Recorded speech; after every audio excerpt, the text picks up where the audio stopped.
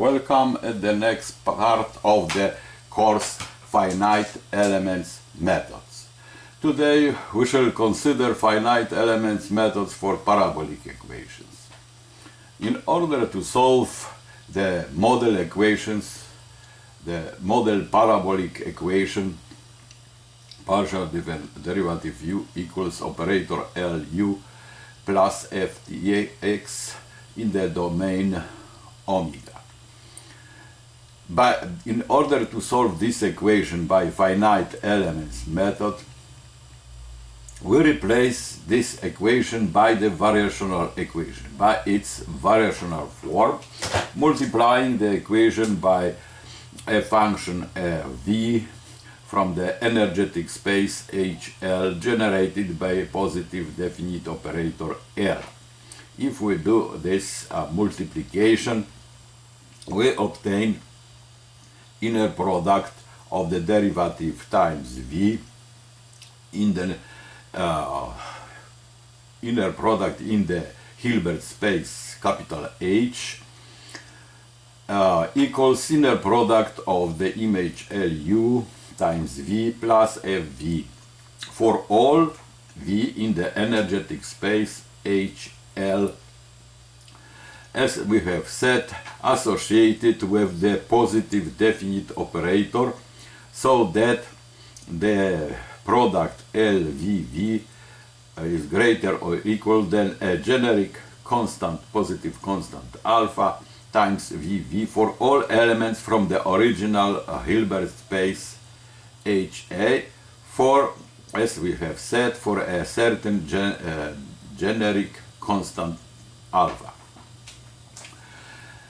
So this assumption that L is positive definite classifies the equation as a parabolic one. So we shall find approximate solution of that equation 2, variational equation 2, in the following space of finite elements. The space of finite elements, capital Vn, is spent on the Ritz coordinates phi 0, phi 1, phi n, where that Ritz coordinates phi 0, phi 1, phi n have alpha disjoint supports. This notion about finite elements method and the Ritz coordinates we clarified before. So we have clarified the notion what it means alpha disjoint supports. This assumption, alpha disjoint supports of the Ritz coordinates, is a guarantee that we deal with the finite elements method. In order to find approximate solution in the space of finite elements Vn, we solve the following equation. In fact, this same equation as that one, but this time we multiply by Vh, which is from the space, from the finite element space Vn, not from the whole energetic space HL. Then we look for the solution in the form of the linear combination of Ritz coordinates. That means the approximate solution we shall find as a linear combination of the Ritz coordinates with the coefficients, unknown coefficients u0, u1, un, which are functions dependent on the variable t. So these coefficients are determined by the Galerkin system of equations. Galerkin system of equations, which we obtain from this equation if we substitute the sum, the linear combination for h here and there. Then we have sum from r equals to 0 to n of the ordinary derivative of the functions of one variable t, this, it is independent of x, but the inner product is in the domain omega with respect to the variable x. So this is inner product, as we have multiplied this linear combination by phi k, and here again we have the sum, and the linear operator acts on the function here. This linear operator acts on the function on the linear combination. Then we have again a sum, but the inner product now is in the L inner product. In fact, product in the energetic space. This one is the original Hilbert space capital H. The same, we have sum of that coefficients phi r, and again the product phi r phi k, where that coefficients here is, this is fh is the interpolating spline to the given function f in the right hand side of the model equation.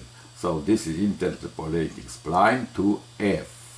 So we have these coefficients in hands.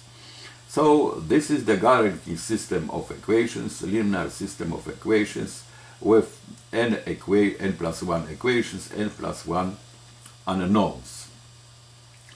Good. Solving this system of equations, we find the coefficients of the linear combination, the approximate solution, in fact. Good. Important part of the description of the method is error estimation, error bound. So let the ENTX equals the difference between approximate solution and exact one, be the global error of the method. This is the global error of the method. We shall estimate using the following notation. We know by ZH the difference between the approximate solution and the SH, which is interpolating spline to the exact solution U. So instead of U, we take its interpolating spline. So this difference, because UH and SH are the elements of the element space Vn, then it can be written, we write in the form of the linear combination with unknown coefficients Z0, Z1, Zn. So we shall now estimate this difference, the error between the approximate solution and interpolating the spline to the exact solution. Having this, we shall be able to estimate the global error as this difference. Good. So again, to say that this SH is the interpolating spline to the exact solution. Good. Substituting this UN equals Zn plus SH, which is straightforward implication of this equality. If we move SH on the right side, we have UH. So we have UH. We have UH here as the sum. If we substitute this sum here to the equation, which is satisfies only for the Ritz coordinates, but to say again that if this variational equation holds for the Ritz coordinates, then it reads for all H from the V from the energetic space, so that if we take VH equals phi k, that we have the solution of the variational equations. So substituting this sum to this equation, we have the equation. Of course, if h is the sum, then here we have the sum of z, sum of a, that is h. It is clear, I hope. Yeah, this substitution to the derivative. And again, if we substitute here, then we have sum, because operator R is linear 1, and then we have that. And also we have this term which is here, and we have that term because fh is also the difference between solution right hand side f and fh. So all that this equation we can write in the form that we leave this term here on the left side, but this one we move on the right hand side, so that this term is as it is, but this term, this term, this term, and this minus derivative will be a part of the residue component Rk. So this equation we solve with the homogeneous initial condition equals to 0, where the given function in the initial condition when t equals 0, again we can represent by its spline in the space of elements, finite elements. So this residue, this residue is of the form. Let us observe again. This term will be that one, this term is this one, this term is that one, and this term we take on the left hand side. Good. So this is the residue vector. But let us modify this vector in a very simple way. Mainly we add 0 here. But 0 we can represent by the solution, exact solution of the model equation, because if u is exact solution, then this derivative minus this Lu minus f is 0. So if we add this 0 to the residue R, we have this expression. Here we have u minus h, u minus sh, and that is. So because sh, as we have said, is the interpolating polynomial to the exact solution, to u, so this difference tends to 0. Tends to 0 because of the interpolating polynomial. This also tends to 0. So the residue R tends to 0 when h tends to 0, or n, a number of points, tends to infinity. So let us substitute now for that zh, which has the form of the linear combination, as we have said above. Let us substitute this equation to the equation 6. So now we substitute to this equation 6 this very sum. So again we have the same situation. If we put the sum, but now this sum to this equation for zh here, for zh there, then evidently we have ordinary differential ordinary derivative zi, and that inner product phi I phi k, because if we multiply this by phi k, then we have phi 0, phi k, phi 1, phi k, phi n, phi k. So that is the inner product in the Hilbert space. But here, if we multiply that equation by substitute this, then we have sum of that thing plus this sum plus the residue Rk. So okay, so that is equation for the error, but this error, z error, as we have explained. So this z error has we find solving that above equation with initial condition zh of 0h, which is 0. because difference ZH is difference of the approximate solution and interpolating polynomial to the exact one. So at 0 both are the same, so the difference is 0. So let us denote by the vectors. These vectors we denote by vector z of t, the coefficient z0, z1, zt by s, s0, s1, sn, and so on, and that residue vector also r0, r1, rn. So that these components of these very vectors are coefficients of the linear combinations, or for z, that coefficient z0, z1, zn, z0, z1, zn. For this s0, s1, sn, s0, s1, sn.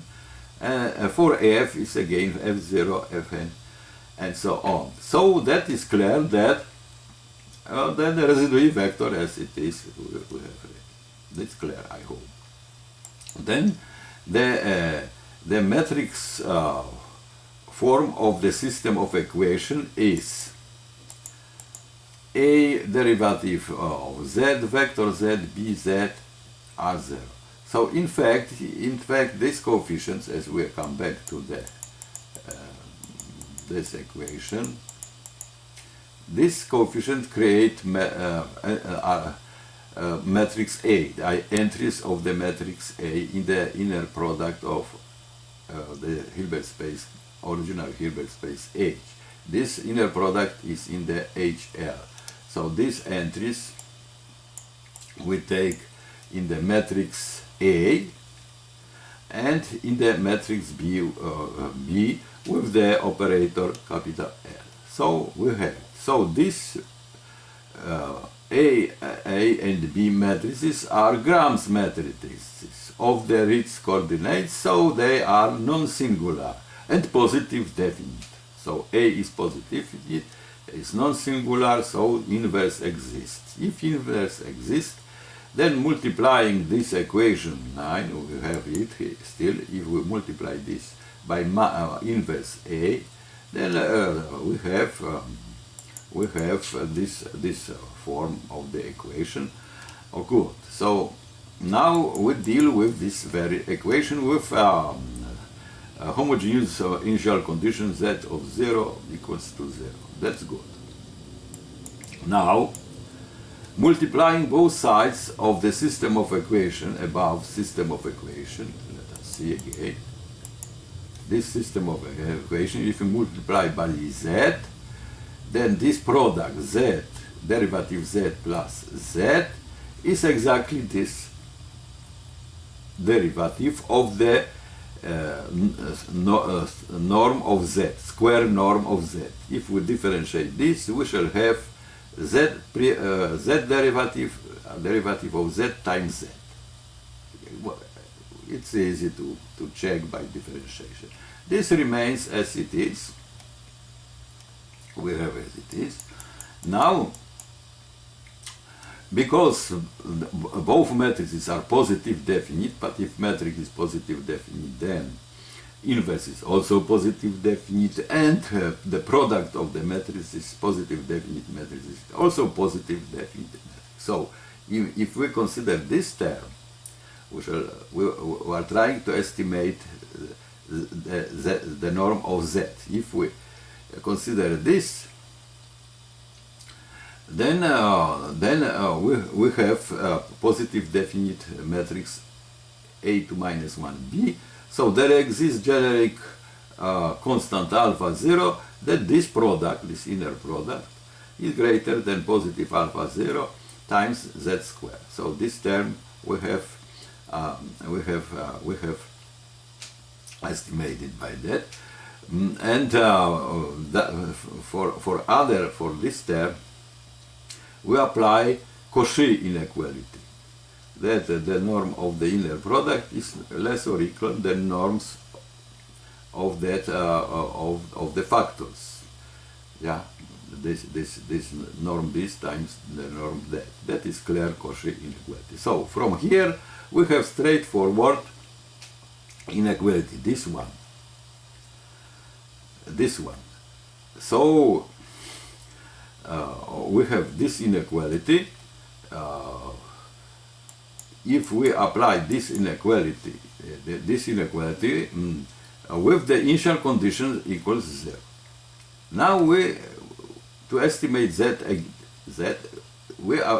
we use so-called epsilon inequality. This is epsilon inequality. AB for positive AB is less than epsilon a squared plus 1 over 4 epsilon b squared. This so-called epsilon inequality, which is straightforward implication of this inequality, that if we take binomial square, which is always greater or equal than 0, then everybody can find that from this inequality we have the epsilon inequality. If we apply this epsilon inequality to the product, to this product, then we have for A we have z, we have epsilon z squared plus 1 over 4 epsilon times that thing. So we have that estimation. Good. Of R. So now we choose epsilon such that this coefficient is negative gamma. We can do it because alpha 0 is generic constant, independent on h or on epsilon, but we can manipulate with epsilon because the epsilon inequality holds for any positive epsilon. So we take so small that this is minus gamma. Okay. So if it is so, then we can solve the above. We have from the above equation, from this equation, if we apply the epsilon inequality, we come to this inequality, where now we have gamma here. Good. So this is the residual vector, which depends only on R, and that is z, and here is z normal, with initial condition equal to 0. Integrating both parts of this inequality, we find the following global error estimation by residue vector. That this is not global error, this is, as we have said, difference between z between approximate solution and interpolating polynomial to exact one. So easy, we get by integration both sides this inequality. In the most interesting cases, this norm is uniformly bounded when dimension n tends to infinity. That is uniformly bounded. So, if it is so, then the residual vector tends to 0, as we have shown above. If a residual vector tends to 0, but that inverse matrix has lower bound, positive lower bound, that means that z, as the difference tends to 0 when h tends to 0. That is clear. So we have that this z error tends to 0 when the residual error tends to 0. Now we can say, because error of interpolation tends to 0, then this residual error, which is here, we can take the global error, which is this global error, we can add sh and subtract sh and apply triangle inequality. So we shall have uh minus sh here, which is the z, we know estimation of it, but sh minus u is here, is interpolating polynomial. So this interpolating error tends to 0, and this z error also tends to 0, as we have said, clarified above. So therefore global error tends to 0 when h tends to 0, with the rate determined by error of interpolation. So thank you. For the next time we shall repeat that analysis, solving the heat equation in the space of linear splines.